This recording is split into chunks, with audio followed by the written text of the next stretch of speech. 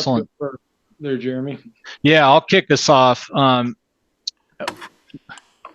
of our former NRCS chiefs gave us some great advice. He said, be brief, be beautiful, and be gone. I don't know if we can be beautiful, but we can be brief and to the point here in wrapping us up with some reflections and what we call our call to action. And we kind of want to leave this excellent, incredible day on a high note with some reflections from our opening speakers here. And I'll just share a couple tidbits of observations today as well. I think we've got some very difficult decisions ahead to make. And I think each one of us is going to have to ask ourselves, what are we doing in those least invaded portions of our management area? Because the tendency when I've worked with folks is to say, yeah, we're already being proactive. And I would really challenge yourself to think about what can we do in those places where we've been doing nothing. And let's at least have a plan for them, knowing that we may need additional resources to do that. Second, I have the fortune of traveling all over the West, and I get to meet with incredible partnerships doing unbelievable things. There's a secret ingredient. I call it the spark plug. It's usually one or two individuals in that community who everybody knows who've decided to make it their life's mission to make a difference in their watershed or their community on an issue or whatever, on restoration and landscape management. So my challenge to the folks participating today is, ask yourself, is that you? Could it be you? Our goal today is not to fully train you, but to give you inspiration to maybe start those conversations. And so I'll just leave you with that. And I think I'll go over to Chad next and then Brian to close us out. Great. Thanks, Jeremy. I do have a few thoughts to close us out. I did want to go back on the cheatgrass as forage. That topic came out, got fleshed out pretty good. But I just want to make the point that cheatgrass can be good forage. And you see some people, there's some people locally here who make a tradition out of grazing cheatgrass. And it can have high nutrient content at the right time of year. The problem with cheatgrass, though, as a forage is it's not dependable. If you're going to use GIS techniques, satellite data to estimate cheatgrass abundance, typically you're looking at maybe the average of a 3-year window. Why is that? It's because it's variable. And that's the problem with cheatgrass as a forage. And I worry a little bit about people who do graze cheatgrass getting complacent with doing so, because after a certain amount of time, you lose track of some of the things that Erica said and the value of the relative dependability of those perennial forages. In terms of closing thoughts, I guess I would say that we can't save it all, and nor are we obligated to save it all. And I think that's a really important piece of the mindset in thinking through strategic conservation, because really strategic conservation is about making choices, and it's about making the choices that best allow us to defend and grow core habitat. And that's kind of step one with strategic conservation, is realizing that you're going to have to make choices. And that can be a tough thing for people, especially when you get into public lands and there's emotions attached to specific places. It's not place-based management, it's strategic management. And tangential to that, and this is something that Paul brought up, when we are trying to defend a core, we need to keep in mind that could very well involve working in areas that aren't core, right? That could involve working in areas that are near core, that are actually what I would call a contain area, that could have influence on that core over time. And when we're working in those contain areas, and Brian brought this up, if it's an annual grass monoculture, that's not a sagebrush ecosystem anymore. That's a different ecosystem. And so I like to begin to think about things like aggressive non-native perennials. How can we change that non-sagebrush ecosystem into a non-sagebrush ecosystem that's more acceptable to defending the adjoining core? The idea of institutional change was brought up, and this is a biggie, right? getting institutional change right is really a prereq for being able to strategically manage and defend annual grasses and defend and grow core. Katie brought up and others brought up that dollars and acres don't equal success. And I guess I just throw out the idea there for people to cogitate on that maybe what we need is a new metric of success. And imagine a world where if we were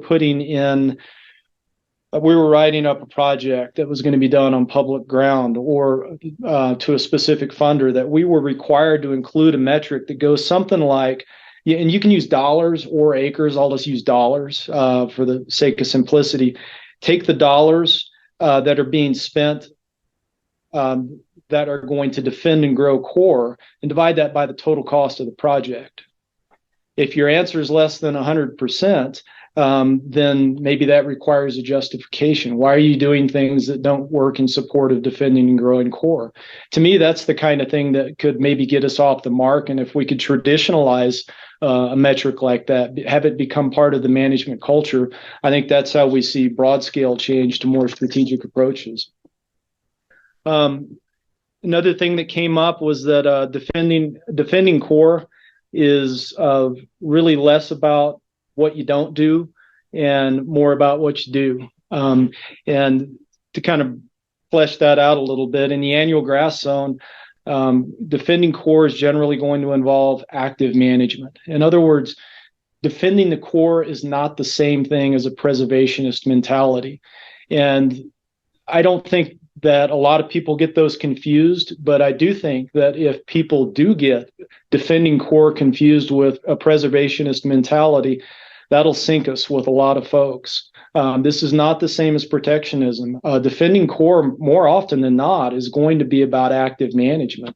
You know, whether we're within core, doing early detection, rapid response, fuels management treatments, yes, may include sagebrush, or outside of core, doing herbicide treatments of annuals within contained areas or planting those non-native, aggressive non-native perennials.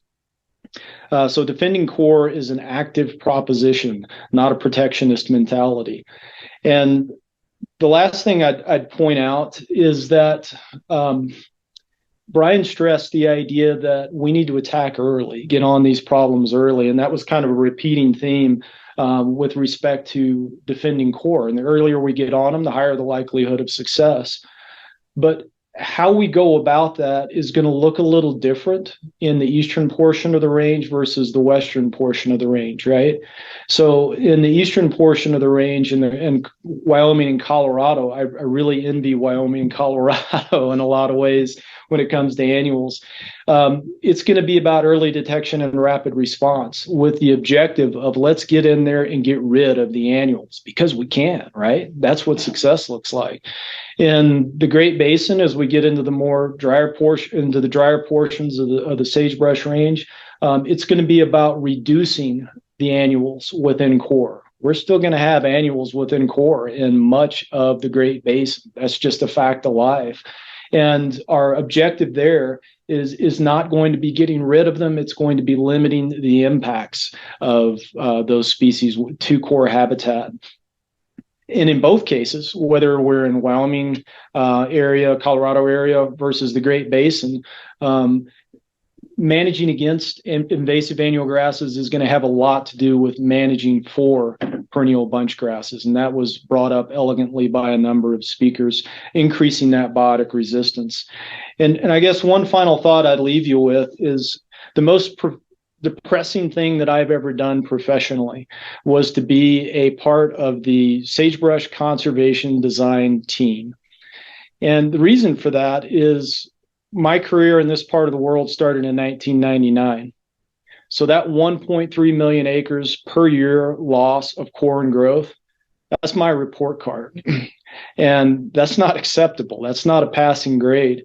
And strategic conservation in service of the idea of defending and growing core gives me hope. And it's the first thing that I have been an active part of that has actually given me hope when it comes to the invasive annual grass problem, particularly in the drier portions of the range, the Great Basin area.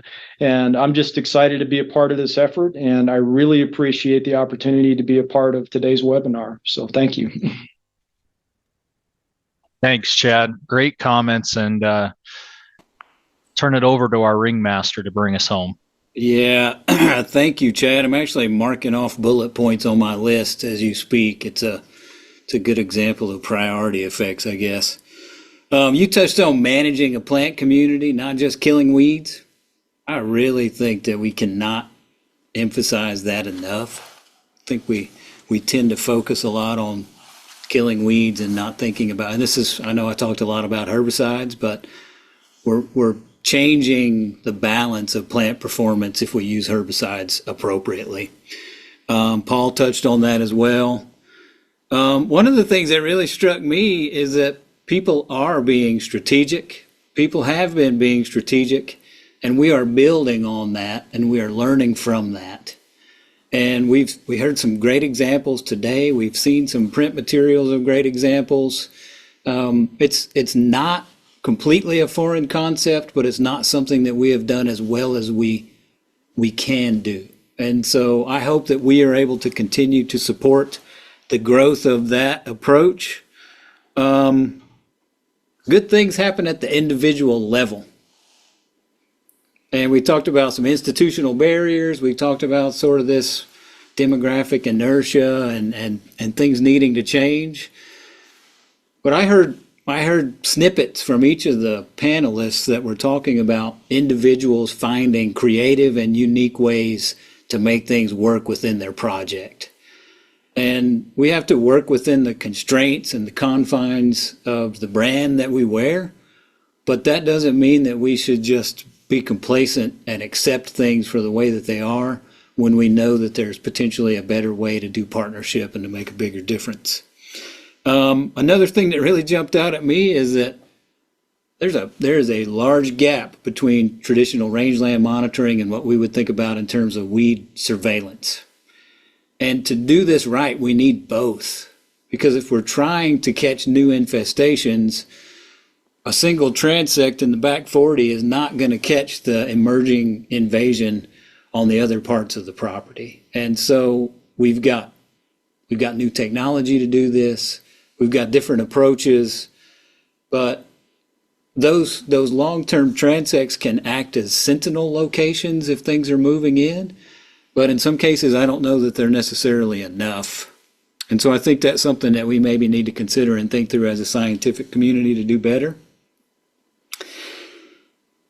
Land managers know their land, and we should capitalize on that. I don't know that we always have to have high tech to be strategic. I think many of us have had experiences in the past where we're sitting down with a group of landowners and land managers who could have probably drawn a really good map on the back of a napkin and developed a strategy from that. So don't feel like you have to be doing the highest tech stuff to be strategic across the landscape.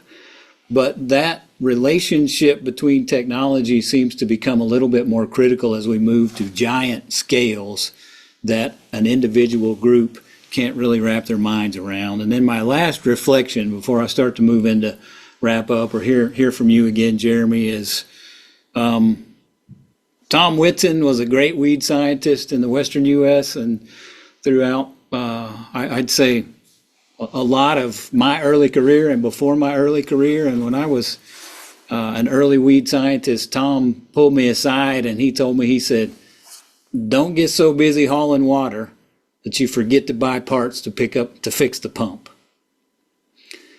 And I think in some ways that's analogous to the way that we've been managing annual grasses in a lot of the Western U.S. and I'll say weeds in general. Is we're focusing on putting out the fires, we're hauling the water to get to the cows in the middle of the drought, and we're not thinking about investing in a way that's going to make the system more efficient and effective overall. And so that actually came to mind several times today is take the time to think it through and invest in the things that are going to make the biggest difference to make us more effective and more efficient. So that's my water hauling analogy for the day. Jeremy, did you have anything else you wanted to add before I kind of go into the wrap up? Or no, I think you can go right ahead. Thanks, Chad. Yeah, I will do this more formally at the end, but I cannot thank our speakers and production team and sponsors and supporters and participants enough. I've learned a lot. It's been an amazing day.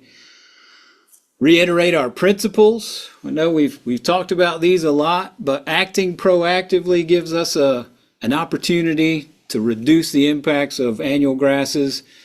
In order to act proactively, we need to have an understanding of the ecology, and we need to be able to look out across the horizon and see what's coming our way. And since we're working at great scale, we have to work together, and it's not going to be a one and done deal. So we need to stay committed over the long term. We've also been working on kind of this group of baby steps or elements of a strategic management plan, and we've heard similar things from others. I'm not going to go into incredible detail on this, but we heard this from a lot of the panelists. Assembling your team to get the benefit from more than just a single person. Next step would be defining core risks and opportunities. Defining your core in such a way that you can articulate what are the characteristics of that core, not just in terms of the presence or absence of invasive annual grasses, I think is critical for us to understand what it is that we're managing for and not just what we're managing against. Defend and grow your core. Use whatever methods that you feel like are going to be best suited for your situation, but implement those methods and deploy those resources across the landscape in such a way that are going to align with your spatial strategy, and then evaluate and adjust. Have some kind of monitoring program in place that provides a feedback loop for you to make decisions and to understand what is working and what is not, and how you need to adjust moving forward. So what can you do next? A lot of questions that we weren't able to get answered. And in all honesty, we knew that. We knew that we weren't going to be able to comprehensively answer everyone's questions in this, what has ended up being a relatively long virtual event. Please reach out. I'm going to give some follow-up opportunities to engage with us. We are looking for locations to hold some level 2 workshops in years following this year. And so if you have interest in having our team come work with you on something like that, get in touch with us. I will also remind you, and I'll put up the save the date, that if you're very interested in hearing more about the monitoring that we discussed today in Wyoming and seeing some long-term impacts of different aerial and ground applied herbicide applications on plant communities with high recovery potential, join us in Sheridan in July. And then I think there were some questions about local facilitation and support. That's another thing. Let us know if you have a working group that would like to have a workshop to help think through how to prioritize and strategize locations to do your work.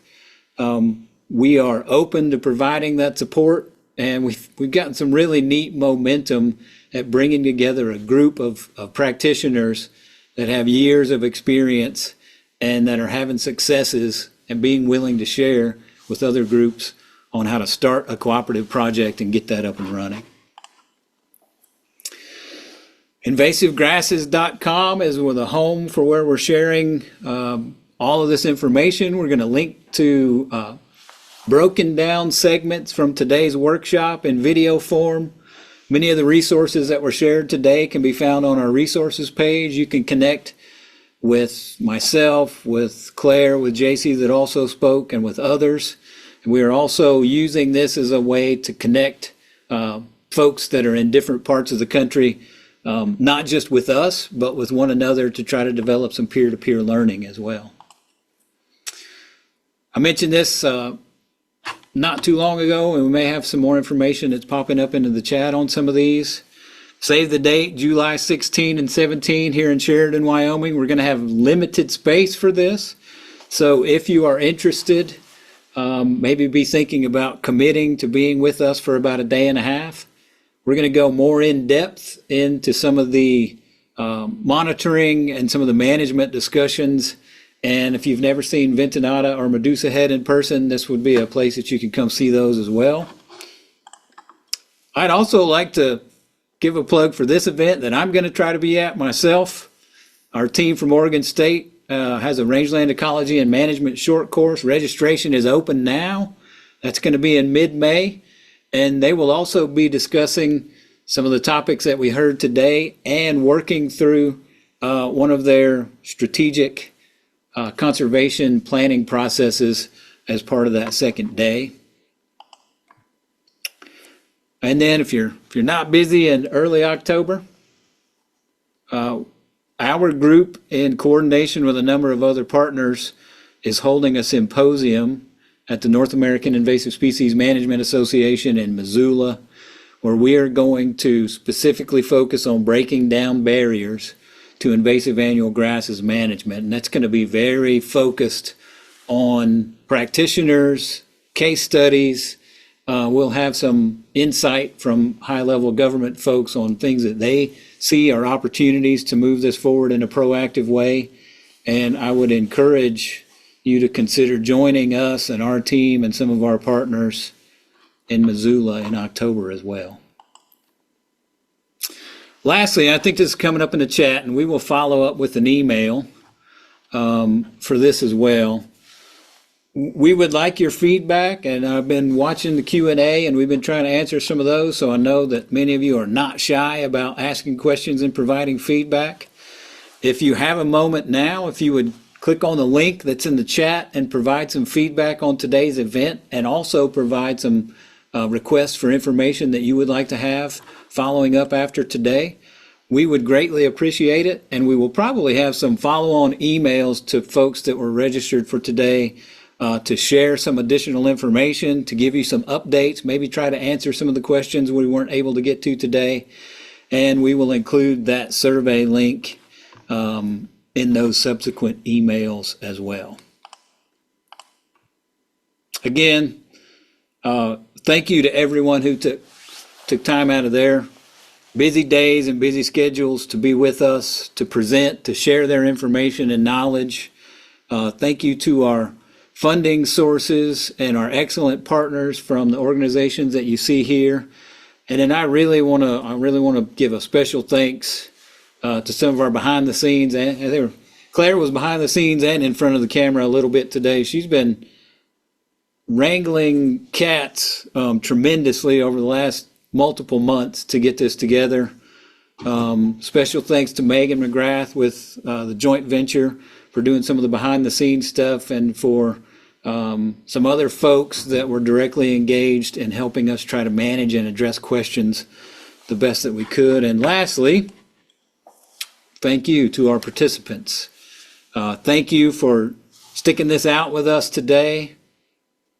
Thank you for the work that you are doing for our natural resources in the Western U.S. I think all of us are in the positions we're in because we have some kind of affection and connection and ethic to the rangelands that we work and live in. And you are on the front line and in the trenches and working hard for all of us, for our country every day. And so I can't express enough the respect and the appreciation that I have for what all of you do every day. And so with that, I am going to close us up. Please feel free to follow up at any point in time. And I look forward to seeing where we go next and the progress that we're going to make with invasive annual grasses in the Western U.S. moving into the future. Thank you all very much for your time.